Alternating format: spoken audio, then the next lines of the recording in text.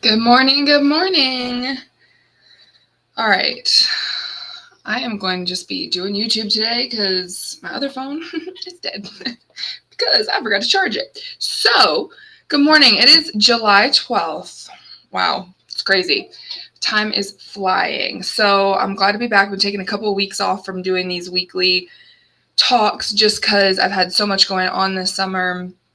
But I'm excited to talk about this today because this has been something that's coming up in a lot of my sessions, especially I think the title Trust and Relationships is implying that I'm going to talk about mostly like dyads, like relationships with other people, which is absolutely something as a part of this conversation. But, there's a lot of different moving parts when we talk about relationships. And I'm not a couples counselor. I don't necessarily market myself that way.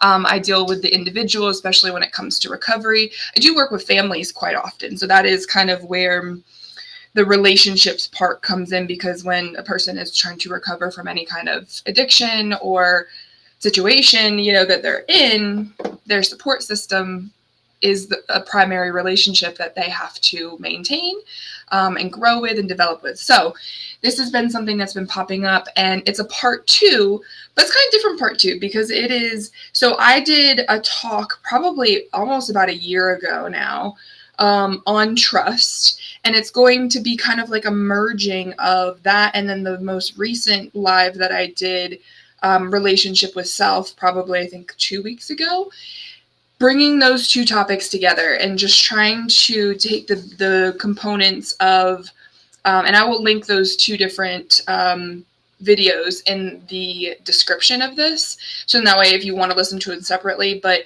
I'm going to be pulling from the essence of trust and I think the common misconceptions and just common understandings that when we're talking about in therapy, like how do you have to shift your perspective on trust, but then also what I talked about in that video of relationship with self and how it in turn extends itself into relationships and trust coming together. So without little ado, because of course I never really give myself enough time to eat breakfast before these chats. I think it's more of my accountability just to do them so I can be done and then go make myself some breakfast.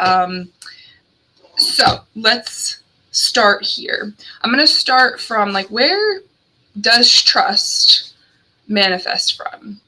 And I think this is a really important, and again, just y'all know who I am at this point, but just to remind y'all that this is based off of my clinical experiences with working with individuals as well as families, like I just said, but it's not necessarily advice. It's really more my opinion on things to consider when you, or if you are having a problem, whether it's in your relationships in regards to trust, or if it's you working on yourself, because if you haven't caught on, the trick is the relationship with yourself is the most important thing to prioritize in order to have healthy relationships with other people.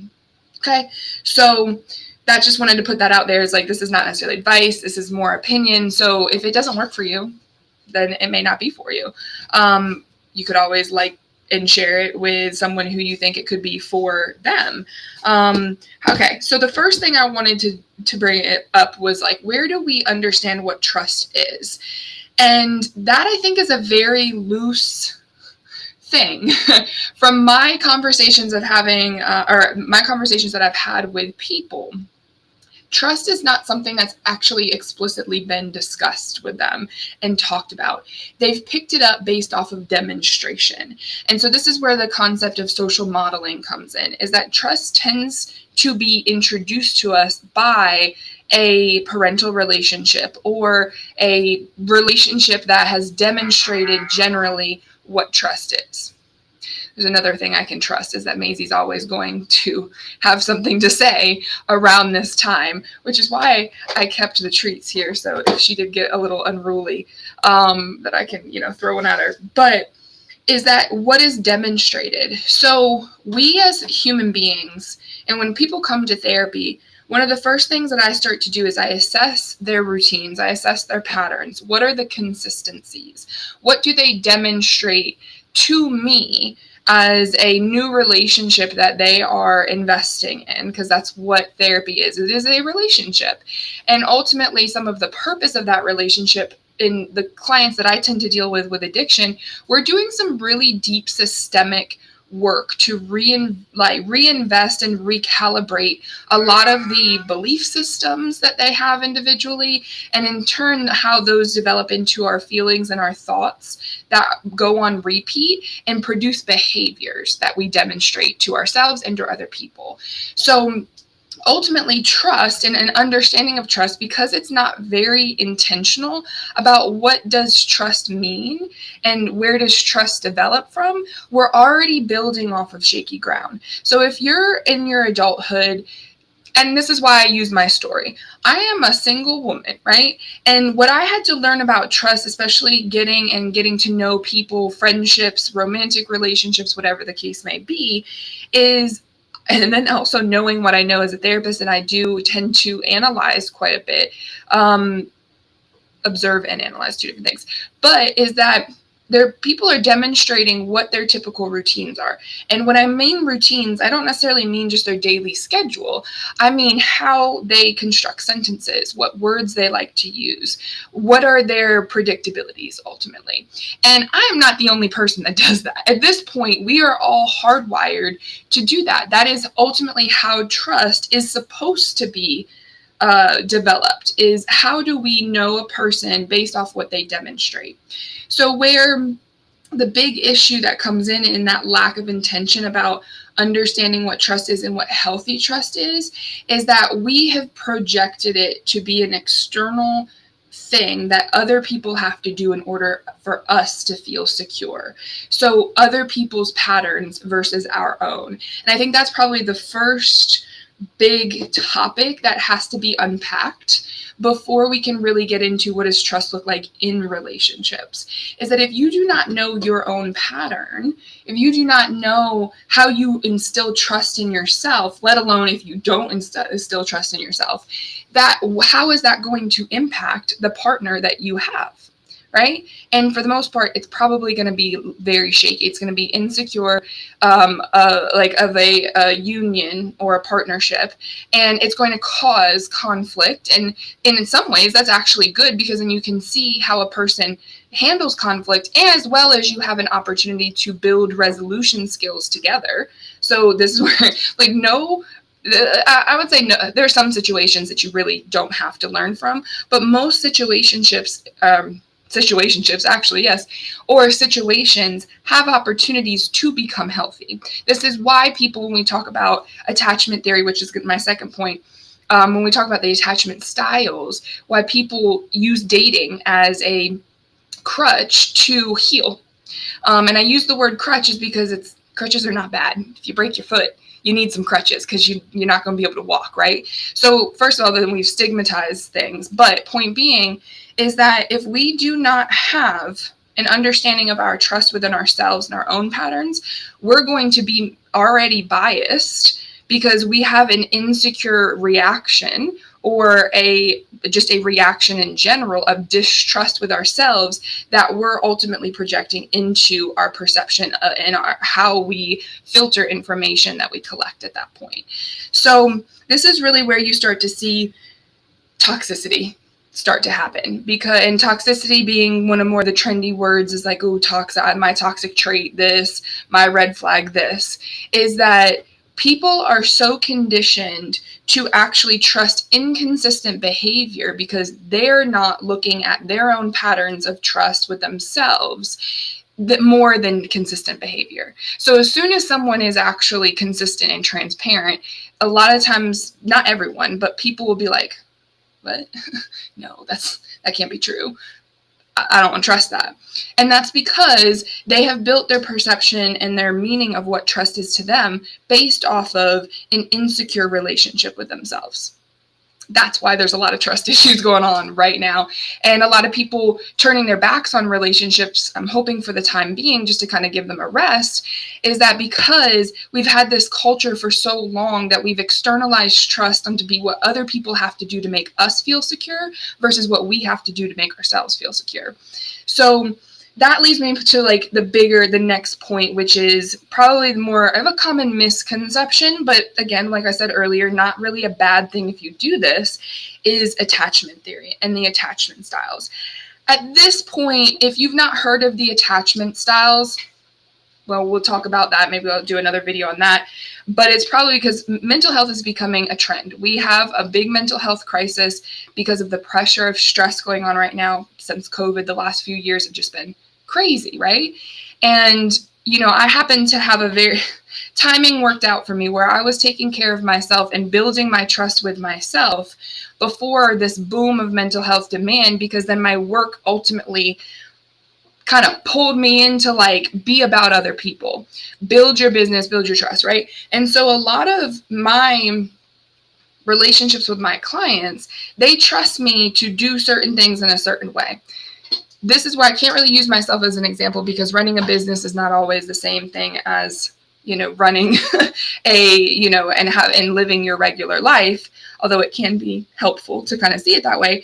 But attachment theory starts to become the main focus is because a lot of people start to learn more about their own patterns. If you are in therapy and intentionally learning in dating, that you can use dating and relationships to learn more about yourself, and in turn, how you can build a healthier relationship with someone else. But it gets a little tricky, because I'll remind you, this was something I have to remind myself as well as my clients all the time, is that we are not built. Y'all can see my eyes. They're not inverted. They are looking at the camera. They are looking at you, right? So it is very tricky to remind yourself that the information you're receiving from the outside and what's coming inside has a whole world, whole internal system of how you interpret that information. And it has nothing to do, the stuff that's coming from the outside in has a bias to it. It has nothing to do with you. So if you're learning from other people in dating relationships or in your friendships, you have to be very careful about things becoming biased, because some people, so some of my clients this week are building that trust with themselves to figure out their decision making, right? But they're receiving a lot of criticism from their friends because they're changing. And I say their friend because it's not necessarily, you know, a romantic relationship that they see. It was a familial relationship that their family, you know, I don't want to say they criticized, I don't know their intent, but they shared information that came off critical to say that this person was doing something that was real shady and all this. And I have to sit there and remind my client that that person has one perception of who you are. Although I do encourage my clients to hear the message of what people are saying, it's very difficult to hear that and not internalize it, and it plays a little trick on you, right? So it can cause a insecure reaction, and in turn we want to make a decision to make us feel more secure by being like, nope, that person needs to go. That person, because they're sharing that with me, doesn't have my best interest at heart, and I'm just going to believe what it is that I need to do. Now, there's another bias, because it's now based off of an emotional reaction. We have cognitive biases. That's something that you guys can definitely Google and look up, or you can go into the app. I have a couple of worksheets on the different aspects of cognitive bias. Is that emotion is the #1 overlooked cognitive bias. Hopefully y'all guys are following me in the breakdown of this. But so now when we're talking about identifying what our attachments are, more than likely we're going to have some bias that influences how we build a more secure attachment with other people. Then you go out there and you start dating. You start to evaluate and really collect data, which is what dating is you're meeting people, you're getting to know people. The only real secure factor in building a secure, trustworthy relationship with someone is time. Time and communication takes time. So, and communication is completely related to a person's relationship with themselves. So that is going to be my third point where we have to come back to, is that if you do not stay focused on what your attachment style is that you'll miss the main point of what attachment theory is trying to do, is you are trying to make a secure attachment with yourself. So if you are not doing and demonstrating to yourself that you are choosing you, is, we're seeing that more as like the message is people. What does that mean? That means, and what my specialty is that I teach people how to build trust with themselves through the relationship with food, because that is probably one of the most common denominators of where people create distrust with themselves. Because if they have an anxious response, your body and your brain turn off your cues to eat, to feel hungry. So in turn, you can be creating an insecurity with yourself by reacting to something, just day-to-day stress, and restricting food intake because you are having stress or symptoms of a stress response, and not being able to actually ground your body and cope with that.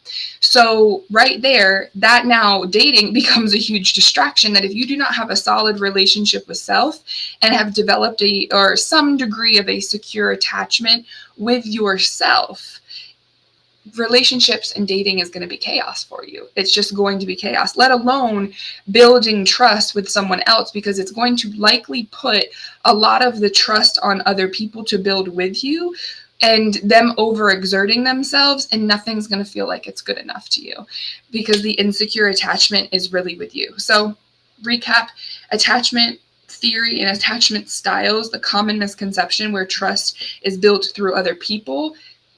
That's the common misconception. Trust is built through you listening and knowing how to attend to your needs, and listening to yourself and building an intuitive response system that actually allows you to in turn do a behavior that builds trust with someone else's ability to respond to your request. So hopefully that made sense. Yes. So then you can kind of trace it back to demonstration. So if a person is demonstrating healthy ways of communication and responding to you to say, hey, because you've addressed your needs first, like, well, I'm not hungry, I'm not angry, I'm not lonely, I'm tired, right? Like, so, or if you've accounted for those and you still have to address someone's behavior that is untrustworthy, you now have a better picture of what actually it is that you have to tell that person they're doing that breaks trust within you to build a relationship with them. So for a lot of people, that gets grouped together, and therapy is really about kind of picking apart what is actually the problem. Not all the problems in one, based off of a conditioned stress response, but what is the actual problem? Is like, you know what, it was actually when you misrepresented this particular thing to me. And I actually, I build trust with other people when they use clear, direct communication with me, because I am using clear, direct communication, right? So, and after a certain period of time, if you're willing to show up for yourself and part of that showing up for yourself is, if you're an anxious attachment style, you showing up and calming your central nervous system, being able to ground yourself, building trust with yourself right there, you're able to identify what really the need is for your partner that you're building trust with, to be able to recognize and how they can either support you and or address the need that you have that does actually is contingent upon their behavior, right? Okay. So I've kind of already alluded to my last point here, which is trust in relationships is completely dependent on trust with yourself. And where we get these unhealthy codependent relationships versus the healthy codependent or interdependent relationships is with self, is when we have delegated the wrong needs to someone else because they don't have any ability to understand the timing of what that need is, how to address it, because sometimes it can be different. And it gets, honestly, a lot of the times confused with what you want or you desire someone else and how they treat you versus how you really need to be treated. So I see a lot of the times people abandon themselves. When I say people, not only my clients, but myself. We get lost in a feeling. And that feeling is not necessarily always a stress response and a negative feeling. Sometimes it is the pleasurable feeling. When we like the feeling of being around someone so much, we start to put our needs and our desires, or I'd say more of our needs second. Those basic needs is food, security, shelter. Those are general like lifestyle needs. So if you're not someone who is homeless and you're dating and you're trying to build a lifestyle into a higher level of relationship, then we probably have to talk about separately and individually, but foundationally, if you're still at a place where you're not able to understand that and how to merge this feeling as well as you attending to your needs, because it's not as fun. It's not as fun to say no to someone that you really like to be around because you want to be around them, to attend to making sure that your bills are paid, or trying to get them to pay your bills is not a bad thing. But it's also kind of confusing to like, okay, what is the expectation? And then you start to enter into power dynamics too. And then that kind of changes the conversation that we're having right now. So the secure attachment has to be built with self for you to be able to realize that trust in relationships is everything to do with trust with yourself, and ultimately comes down to building the skill of discerning your needs and communicating them effectively to get someone else to help you with them. Okay, so how you build trust in relationships with other people is being able to demonstrate a consistency and a security that you're going to be okay, not only without them, but that you're going to be okay that if they don't necessarily fulfill your need the way that you would do it, that you're able to understand that it's probably because they're not you. And that's ultimately what most people end up like getting frustrated by and feeling like, oh, I can't trust people in relationships because I can just do it better. And then they end up isolating. And then we've got this like toxic independent person that is stuck in their own cycle of doing on their own because they haven't necessarily actually addressed the fundamental needs of being able to communicate and demonstrate to themselves effectively that they're secure with or without someone. And then in turn, they start to choose different people. So that is a very basic overview of a foundational concept of what trust looks like in relationships. You got to start with self, and in turn, it will be able to be translated to other people. And the same thing with friendships. If you're not able to tell your friends in a clear, and look, there's a time and a place for sarcasm. There's a time and a place for aggression. If you're not able to have the ability, you don't have to use clear, assertive, direct communication all the time. But if you're not able to address someone and be like, hey, you know what? I felt like there was something that we need to talk about. And it's not like talking to a friend, sharing your emotions and your needs with them is not a matter of them just taking your perception and doing and not adding their own to it. That if you can't have that conversation with someone, then they're probably not going to be someone you need to try to build trust with. So this is where it can kind of like pings on all these different towers of these perspectives and considerations. That's why couples therapy needs to happen. Now, a lot of times come to couples therapy in the midst of a conflict. They need someone to be a mediator. They need someone to be able to help guide each individual person through those things. And each person, that's absolutely okay to come to couples therapy when you have an active problem. It's trying to remember that when the problem resolves itself, because more than likely having a mediator will help turn things to a little bit more sense and give it back to each people, either with actionables or with a clear understanding of what needs to happen to change to rebuild trust within the relationship. Each person still is going to have work to do that is dependent on themselves, taking some time to do the reflection on their own homework, and then coming back together to be able to bring the information together for the dyad and for the couple.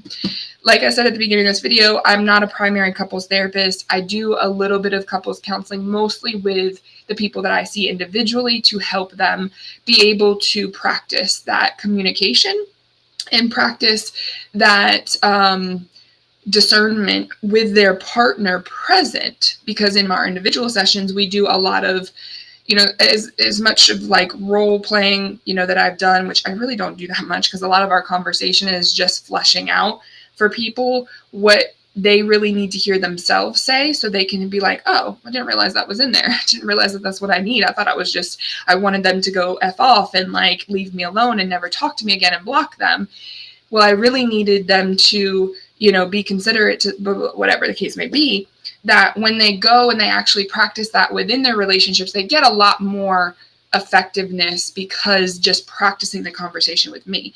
But there are some more complicated cases, since I tend to work with people who have a lot of deep-rooted insecurity issues, fear of abandonment, things that people use more profound substances to help them avoid, or just numb the pressure of having to address conflict or address, like it's hard out here to have effective communication. I was talking with a client yesterday who's, recently out of a marriage and dating again.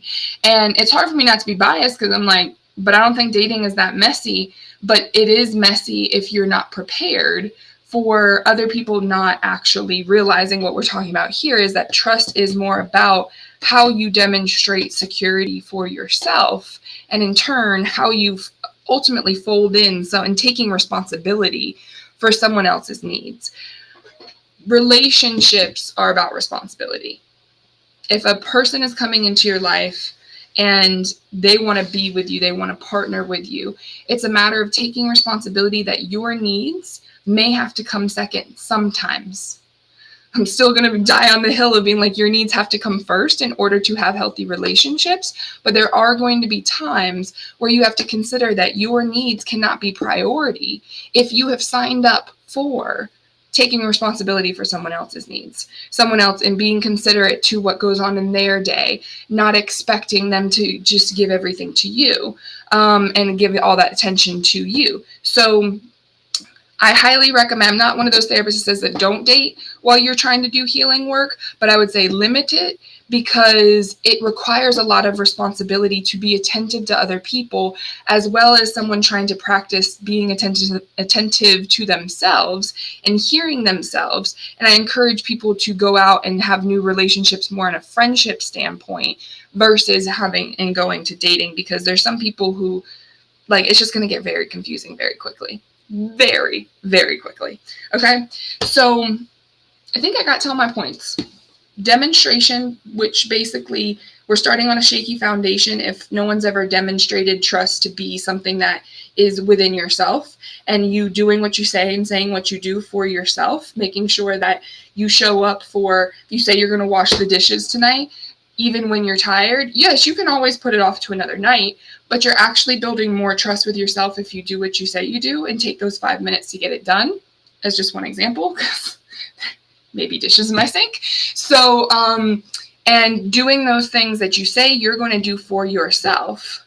And in turn, you have to live your own life before you basically putting, your dreams out there to bring someone else into. You're going to have a lot more inconsistencies with someone, and being able to build trust that they're actually going to be there for you, especially when you're talking about something as big as a dream, as a marriage, as a relationship. It's just going to take time. Okay.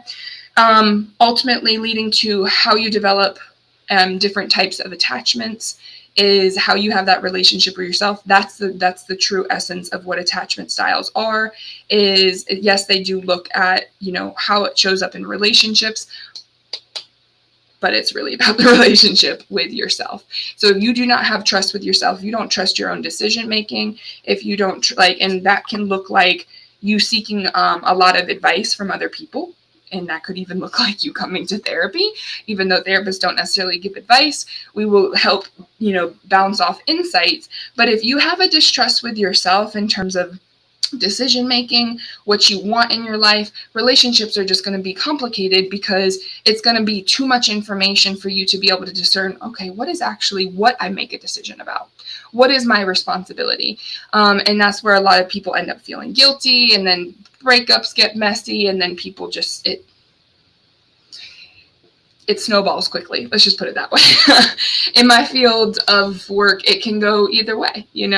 There's a lot of dating can lead to a lot of chaos for a lot of people.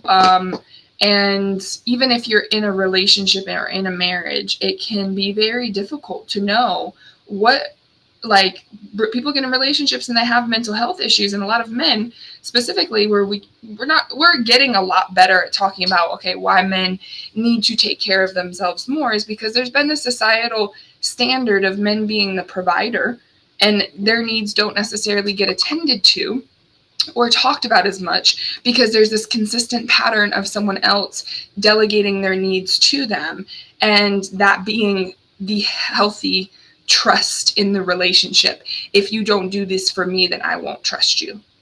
You can't make this mistake, or else I won't trust you, right? So not a doom sentence, hopefully, but it does take some work to even out and to be able to separate, okay, whose needs are what, and whose responsibility to those needs are primary or priority, and attending to those before you delegate it to someone else. Okay? That's what I got for you.